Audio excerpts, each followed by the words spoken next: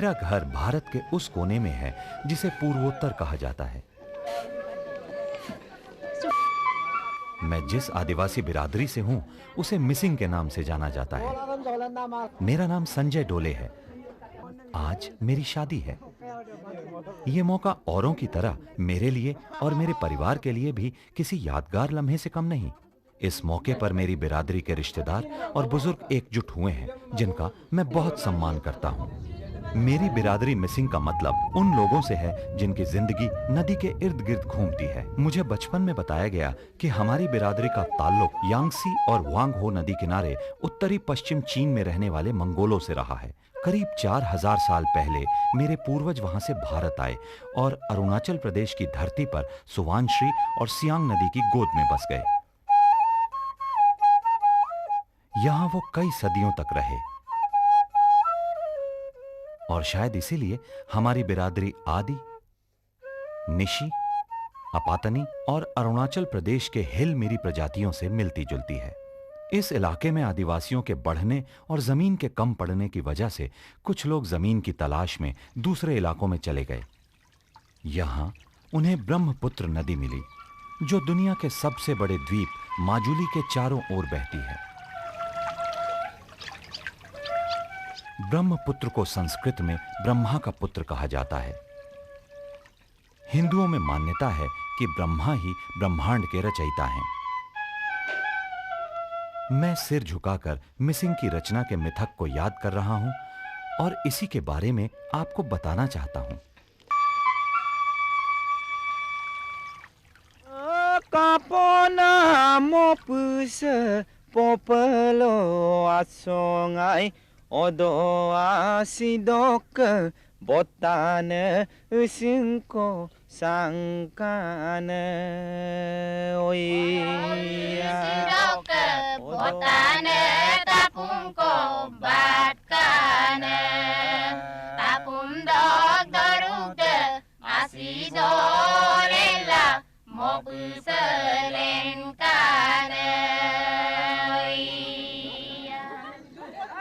आज हम मिसिंग असम के दूसरे सबसे बड़े आदिवासी समूह हैं जिसकी आबादी 5 लाख है। यह समूची आदिवासी आबादी का 16% है। माजुली में हमारी बिरादरी के ज्यादातर आदिवासी रहते हैं। वैसे इन्हें असम के दूसरे हिस्सों में भी पाया जाता है। आज मेरी शादी है तो गांव के सभी लोग शादी की तैयारियों में ही व्यस्त हैं।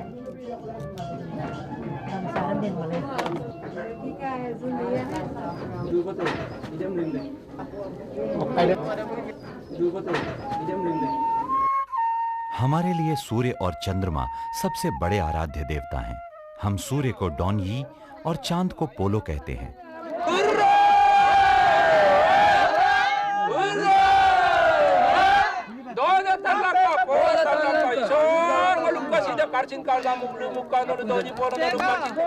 हम चंद्रमा को अपना पिता और सूर्य को मां मानते हैं। हमारी परंपरा में कोई भी सामाजिक और धार्मिक अनुष्ठान बिना चंद्रमा और सूर्य की पूजा और उनके आशीर्वाद के बिना शुरू नहीं होते। सूर्य और चंद्रमा की पूजा को डोबोर पूजा कहा जाता है। इसमें जानवरों की बलि देने की भी प्रथा है। हमारे समाजत एटा नीति आछे जितु नीति नेকি आमी बिहु आरो आलियाली गाँवत सा चिनाकिर মাজতে ছোৱালীজনীৰ আগতে सा চিনাকি কৰি ল'ব। তাৰ পিছত সম্পূৰ্ণ কথা পতাৰ পিছত আমাৰ লগত দুইজনৰ মাজত একত্ৰিত হয়। তেতিয়া ভাল পোৱাৰ হেৰিটো ফুটি উঠে। মই পলাই অনাটো দুইজনৰ মাজত ভাল পোৱাৰ মাজেৰে দুইজনৰ মাজত একত্ৰিত হৈ তাৰিখ বন্ধাৰ পিছত আমি ভাল পাই বিয়াটো পতা হয়। তাইৰ লগত মোৰ চিনাকি হৈছিল। মই ভাল পাই আনি পছন্দ কৰিছোঁ। তাইৰ মা দেউতাই মোক মোৰ ফালে নিদিয়ে। এই কাৰণে মই পলাই আনি। मेरी शादी मिसिंग परंपरा के अनुसार वधु के पलायन के साथ हो रही है। इसे दूल्हा लानम कहते हैं जिसका अर्थ है चुरा कर शादी करना। फिर इसकी खबर लड़की वालों को दी जाती है ताकि उनकी भी रजामंदी हो। इसमें शादी के लिए दहेज के तौर पर रकम तय की जाती है। वैसे हमारे यहाँ दहेज की प्रथा नहीं है। लेकिन नारी के प्रति सम्मान प्रकट करने के लिए रकम अदा की जाती है। रकम लड़के वाले देते हैं, इसे आलिक कहते हैं। ये रकम हर हाल में देनी होती है, भले ही शादी परिवार ने तय की हो या प्रेम विवाह हो। शादी रोकने के लिए लड़की के परिवार वाले दुल्हन की ऊंची कीमत की मांग करते हैं। मांग पूरी नहीं करने पर लड़के वालों को लड़की लौटानी पड़ती है। दुर्भाग्य से मेरे बड़े भाई को गांव की पंचायत और बिनाम के आदेश पर लड़की लौटानी पड़ी, क्योंकि वो दुल्हन की कीमत अदा करने में नाकाम रहा। हमारे कुछ दोस्तों ने परिवार वालों की मर्जी से शादी की। इसमें परिवार के बड़े बुजुर्गों के राय मशविरे से उनके लिए योग्य जीवन साथी चुना गया। हमारे यहाँ इसे मिदंग कहा जाता है। वैसे हमारे यहाँ प्रेम विवाह भी संभव है। इसे कुमशु जोशु कहा जाता है। ये न तो ज्यादा खर्चीला है और न ही ज्यादा विस्तृत। आदिवासी बुजुर्ग शादी की कुछ पुरानी परंपराओं के बारे में भी बताते हैं। इसमें लड़की को जबरन कब्जे में ले लिया जाता है या उसे भगा लिया जाता है। शादी के इस तरीके को सोलम लानम कहते हैं। जल्दी ही हम अपने घर पर होंगे और मेरे साथ मेरी होने वाली पत्नी भी होगी। उसकी मांग में मेरे द्वारा सिंदूर भरने के बाद वो धार्मिक और सामाजिक तौर से मेरी पत्नी हो जाएगी।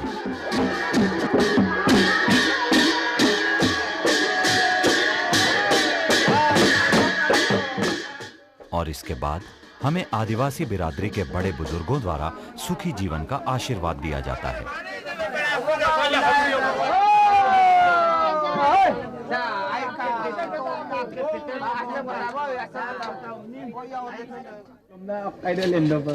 हमारी शादी का जश्न सूअर के मांस के बिना अधूरा ही माना जाता है। हमारे यहाँ मान्यता है कि चाहे शादी किसी भी रूप से हुई हो, जिम्मेदारियां बच्चों के साथ ही आती हैं। हमारे गांव के बुजुर्ग मोरोंग नाम की सामाजिक व्यवस्था का भी जिक्र करते हैं, जहां किशोर लड़कियां और लड़के एक साथ रहते थे। हालांकि ये व्यवस्था अब ज्यादा चलन में नहीं रह गई है। परिवार के छोटे सदस्यों को अलग रखकर युद्ध के लिए प्रशिक्षित किया जाता था। वो जंगली जानवरों और दूसरे आदिवासियों से गांव की रक्षा करते थे। मोरोंग में युवा लड़के और लड़कियों को नाच और गाने के लिए प्रोत्साहित किया जाता था। दरअसल ये मोरोंग एक तरह से स्कूल होते थे, जहां हमारी परंपराएं सहेज कर रखी जाती थी और इनका खास सामाजिक और सांस्कृतिक मकसद होता था। हम आधुनिक युग में माजुली में स्कूल और कॉलेजों से दुनिया के बारे में जानते समझते हैं।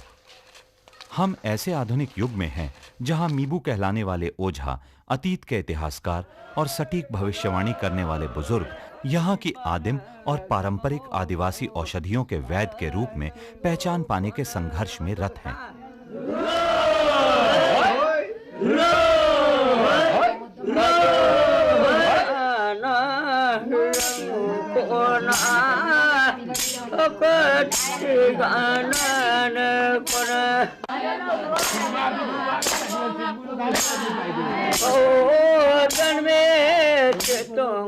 The influence of the shaman that started dwindling, particularly after independence, when there were hospitals set up, when doctors and nurses started visiting villages. So the function of the physician performed by shamans, those functions were no longer there. They are no longer there. Therefore, I hear about only a couple of shamans now amongst the Misings, who are called Mibus. Missing मानते हैं कि कई आत्माएं विनाश और मौत के लिए जिम्मेदार हैं।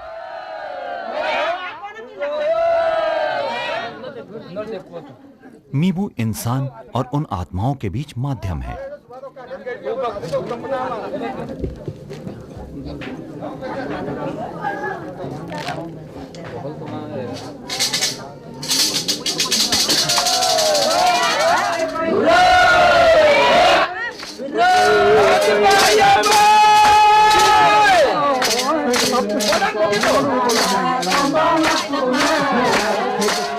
मीबू में कुछ पारलौकिक शक्तियां होती हैं, जिससे वो इंसान की समस्याओं का समाधान ढूंढ सकता है।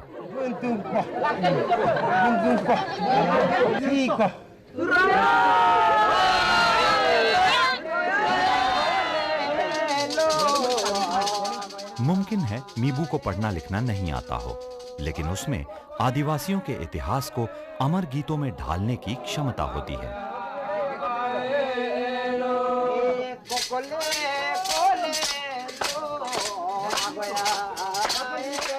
कहा जाता है कि एक युद्ध के दौरान खुद को बचाने के लिए मिसिंग ने अपने ककहरों को खत्म कर लिया। इसकी वजह से हमारे पास आज कोई प्राचीन लिखित लिपि नहीं है।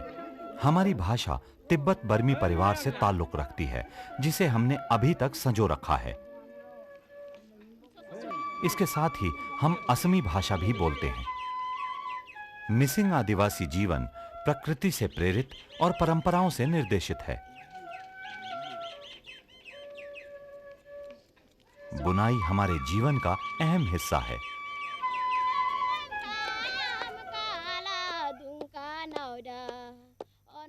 कहते हैं कि मिसिंग लड़कियां गुड़ियों से भी पहले छोटे हथकरघों के खिलौनों से खेलती हैं। मान्यता थी कि अगर योद्धा की पत्नी रणभूमि में जाने से पहले अगर उसका वस्त्र नहीं बुनती तो उसका विजेता होकर लौटना मुश्किल था। इसीलिए किसी भी कन्या का विवाह उसके बुनाई की कला में प्रवीणता पर निर्भर हुआ करता था। ऐसा आज भी देखा जा सकता है।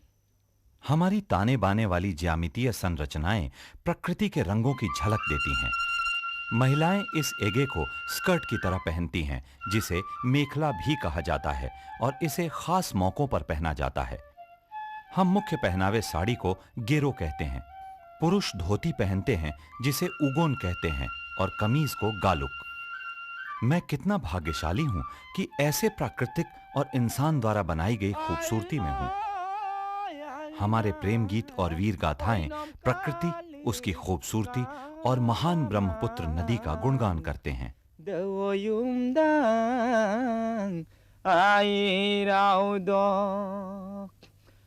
ब्रह्मपुत्र आसिद आईना भीतर कामाबोंग, आईना भीतर कामाबोंग, आईना आईना 수상옥 아신세 아이나 멋들 까마보네 오이야। लेकिन मिसिंग लोगों के लिए नदी के किनारे रहने की कीमत भी चुकानी पड़ती है, और वो है बाढ़ से जूझना। The flood situation is not a very severe condition in missing people. In other time, other places, if such flood is happen, so many people may casualties. But in missing people, never. There is no casualties of flood effect. Their sang platform houses very useful in the time of earthquake and flood. Their life is saved due to this sang or platform house. हमारे घर बांस से बने होते हैं जो बाढ़ का सामना कर सकते हैं। हम इसे सांग घर कहते हैं, जिसमें पशु निचले हिस्से पर रहते हैं। हमारे घर इस तरह से बने होते हैं ताकि लोग रहने के अलावा पानी से बचे भी रह सकें।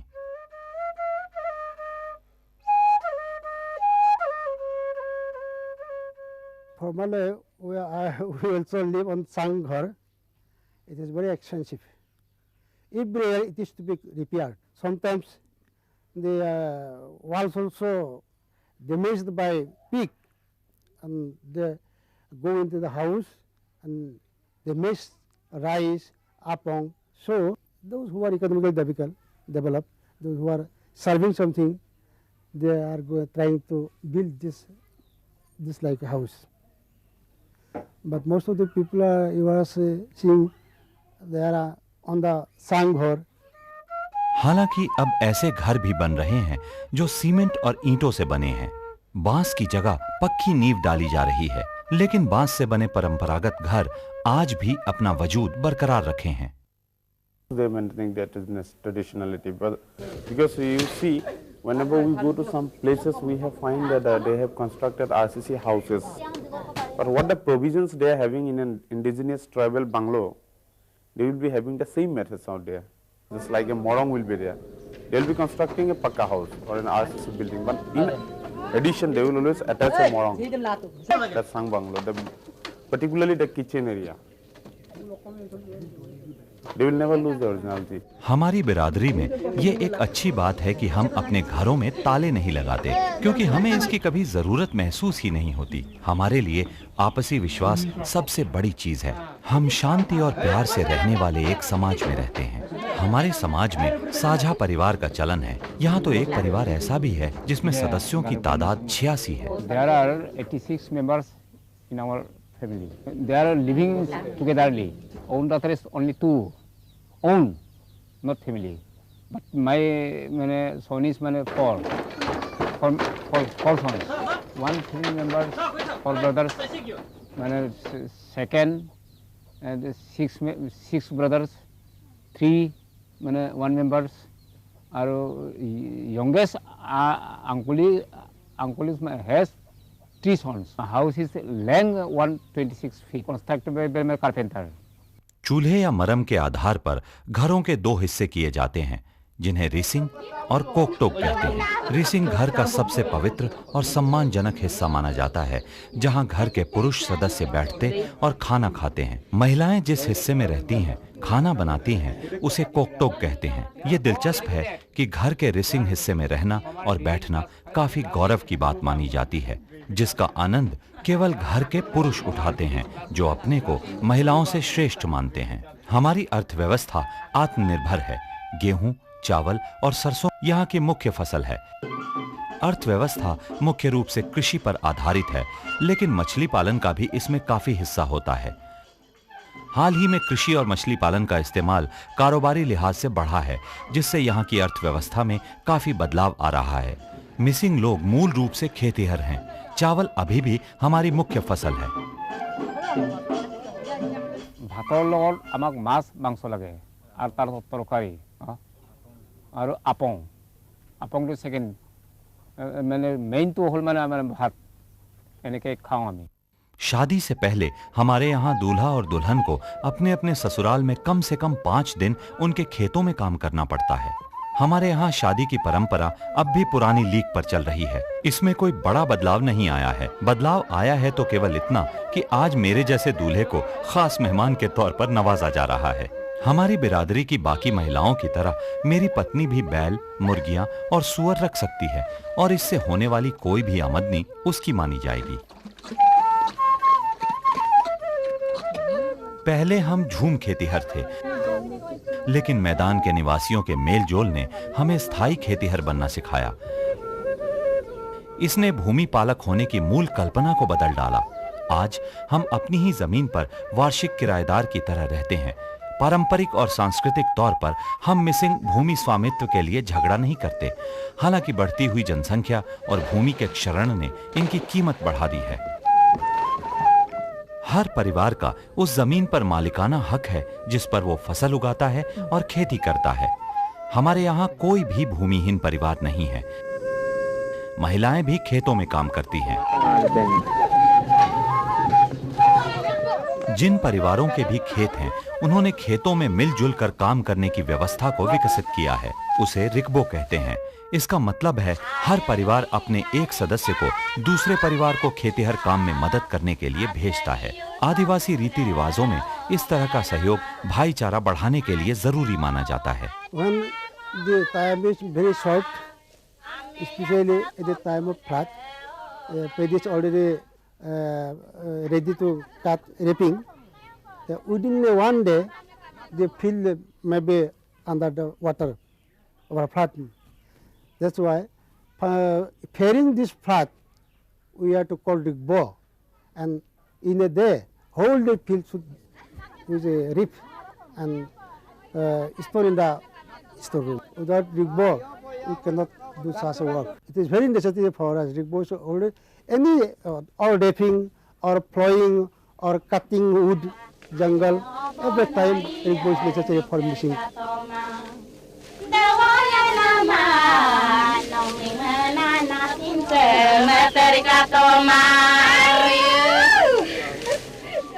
इसके लिए कोई मेहनताना नहीं दिया जाता और काम पूरा होने पर जश्न मनाया जाता है। हमेशा की तरह इस जश्न में घर में बनाई मनपसंद शराब अपोंग का प्रचलन है। आदिवासियों में अपोंग देने की परंपरा उतनी ही पुरानी है जितने की आदिवासी। अपोंग प्रतीक है हमारे जीवन में खुशहाली का। हमारी शुरुआत एक मांसभक्षी धर्म के तौर पर हुई। हम पूर्वजों की परंपराओं पर विश्वास करते हैं और हम उसे बरकरार रखना चाहते हैं। हम इसे ओराम पुसम कहते हैं। एक जमाने में हम गाय के मांस को खाते थे।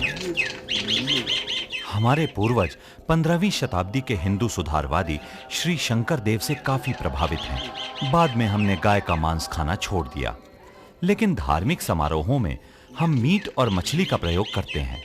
These missing people, they have a different kind of a tradition, cultural tradition. They have their own ways of life, and in their faith is animistic, and they use, say, even vegetarianism is out of question.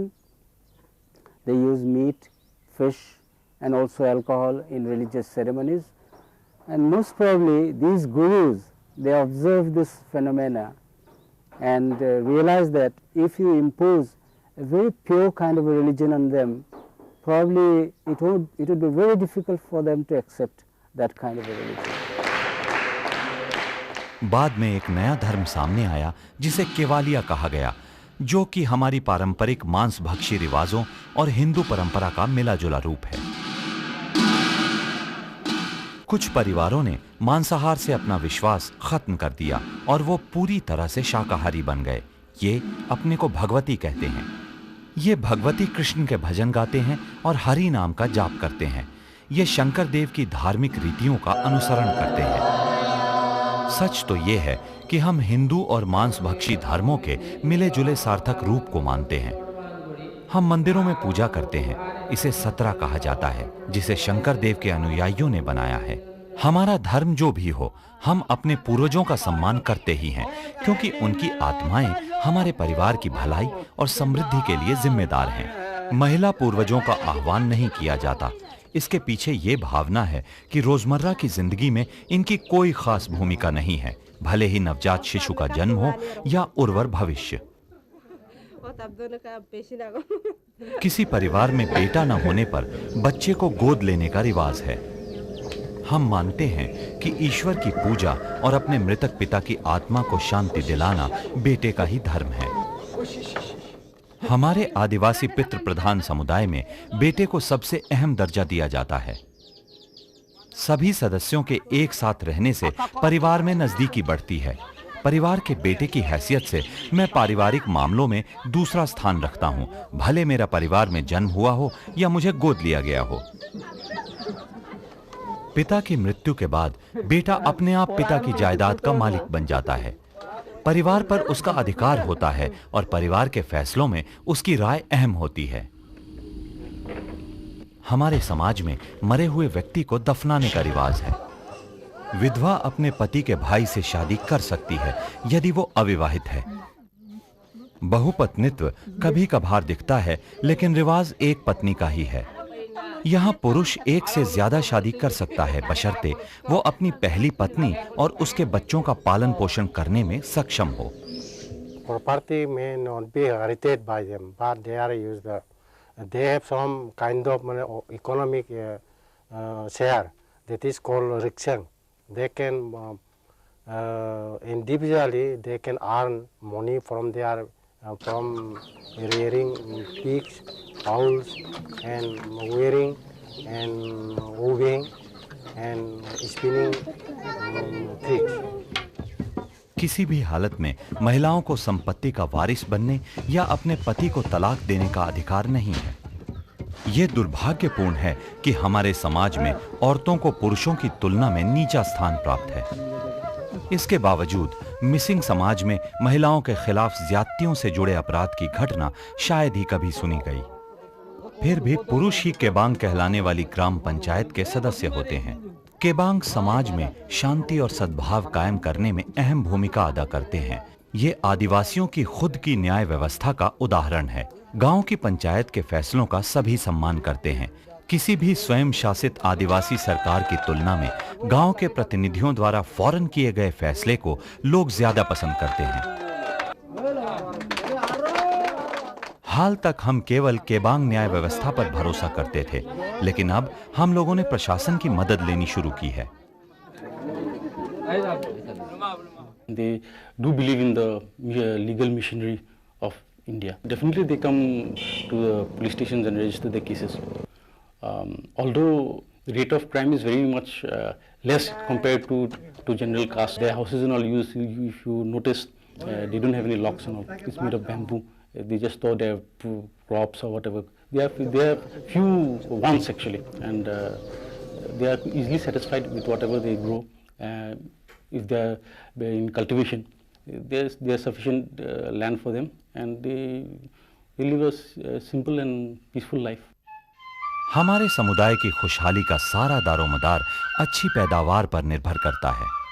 Ali आई लिगांग हमारा सबसे बड़ा त्योहार है। अली बीज है, आई फल है और लिगांग है रोपना, जिसका अर्थ है बीज बोना और फल चुनना। त्योहार फरवरी के पहले बुधवार को मनाया जाता है, जिसके बाद धान बोने का समय आता है।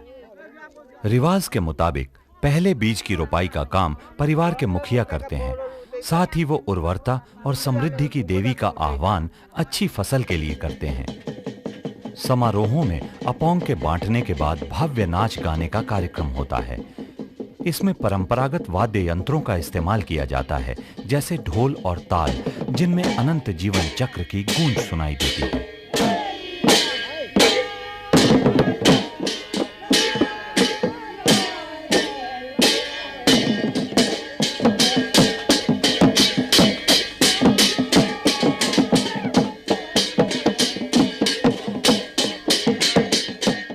इनके नृत्यों में धान की फसल की बुआई से कटाई तक के अलग अलग चरण हैं।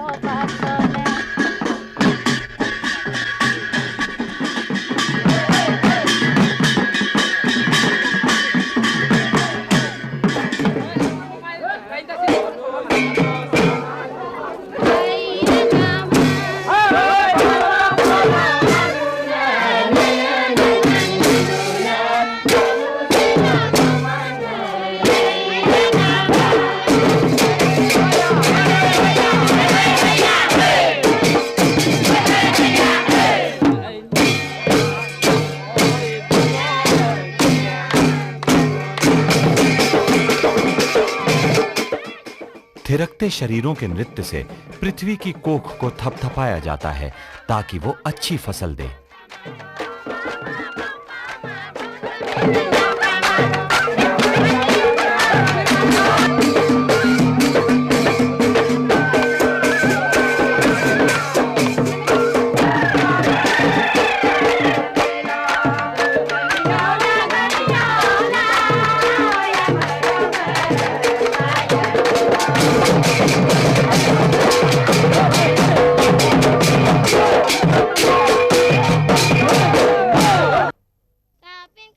ज्यादातर गाने परंपरागत वीर गाथाओं पर आधारित होते हैं। हमारे मौखिक साहित्य की समृद्धता का प्रमाण इसकी विविधता है। लोक गाथाएं हमारी अभिव्यक्ति का मुख्य अंग हैं और नृत्य और गीत गाना हमें बहुत भाता है। अबांग भक्ति के सबसे पुराने और लोकप्रिय गीत हैं। ये एक मीबू से दूसरे मीबू तक की विरासत हैं। कुछ अबांग रचना के मिथक से जुड़े हैं, बाकी आदिवासियों की काव्यात्मक परंपरा की समृद्धता को दर्शाते हैं। हर मौके के लिए गीत और वीर गाथाएं हैं। शादी के गीतों को मिदंग नितम कहते हैं।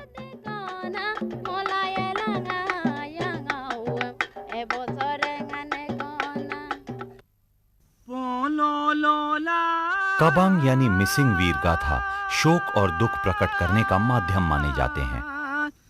कामा मिलता कालोला दमुमावा। प्रेम गीतों को ओनितम कहा जाता है। ये धुनें बेहद लोकप्रिय हैं और ये प्रेम और दर्द के बीच के रिश्ते की बखूबी व्याख्या करते हैं। हमारे और प्रकृति के बीच बहुत खूबसूरत रिश्ता है। हालांकि आधुनिकता दुनिया में फैलती हुई धीरे धीरे हमारे बीच घर करती जा रही है, फिर भी हम प्रकृति से मुंह नहीं मोड़ सकते। कुदरत के साथ जुड़े होने से हम हमेशा बदलाव के लिए तैयार रहे हैं। आज हम में से करीब 35% लोग लिखने और पढ़ने में सक्षम हैं। The Muslims, like any other community in the world today, they are part of the humankind or mankind. Therefore, as everywhere in the world, all small tribes, however small they are trying to develop and keep pace with the modern world. So that is one direction in which they must move. But at the same time, one challenge for anthropologists maybe today is how to preserve tribal values. Tribal ways of life may die out someday. They are dying out everywhere. And the kind of life that you see today amongst the tribals, they may not be there tomorrow. But it is necessary that some of the wonderful values that the tribals have, human values that they have, they need to be preserved. शिक्षा ने प्रकृति से हमारा संबंध और मजबूत किया है। इससे हमने सीखा है कि भूमि का क्षरण कैसे रोकें और पर्यावरण की रक्षा कैसे करें। इसी ने नदियों और झरनों, प्राकृतिक रंगों और उसकी छटाओं से हमारे प्रेम प्रसंगों को जीवित रखा है। एक मिसिंग व्यक्ति पानी की एक बूंद में विश्व, जंगली फूल में स्वर्ग और बरसात की फुहारों में अनंत को देखता है।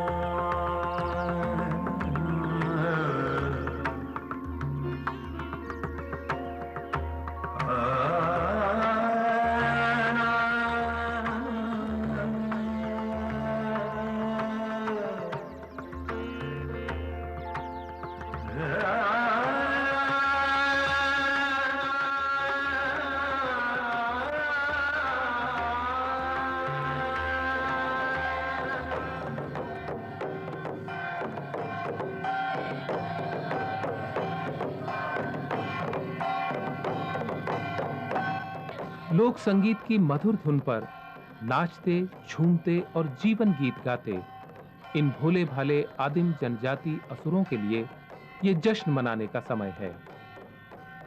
और जश्न क्यों न हो, इन बाबूमनों की इस ऊसर पठारी धरती ने लगातार चौथे साल आलू के रूप में इन्हें जीवन का वरदान जो दिया है।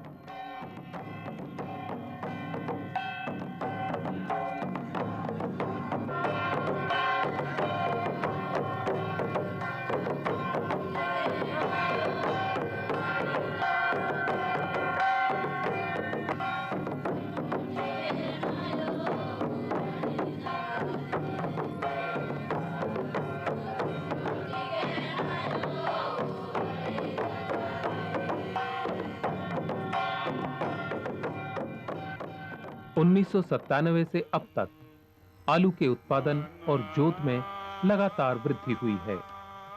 हर साल नए लोग इसकी खेती से जुड़ रहे हैं। सदियों से इन बाबूमनों का पेशा रहा है लोहा गलाकर उससे आम लोगों की जरूरतों के लिए तरह तरह के हथियार और औजार बनाना। इसी भट्टी में ये असुर लोहा गलाकर फौलाद बनाते थे।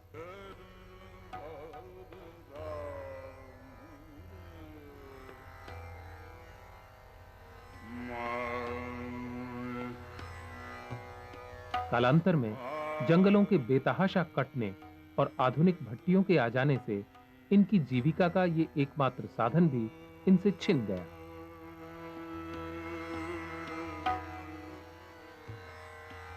और तब जीविका के लिए इन्होंने मजदूरी और छुटपुट खेती का सहारा लिया। लेकिन एक तो ऊसर पठारी धरती, सिंचाई के साधनों का अभाव, उस पर उपज बहुत ही कम, सिर्फ मकई और गौरा धान। जीवन यापन बहुत ही कठिन था।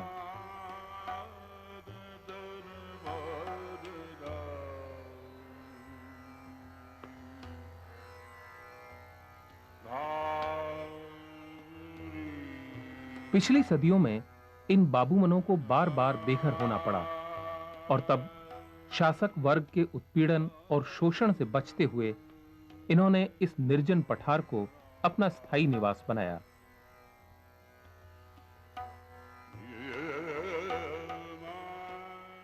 यह पठार, जो पहले झारखंड की राजधानी रांची का हिस्सा था, सन 1983 में इसे गुमला नाम से अलग जिला बनाया गया, जिसका उद्देश्य था इस पठार के विकास में होने वाली भौगोलिक और प्रशासनिक बाधाओं को दूर करना।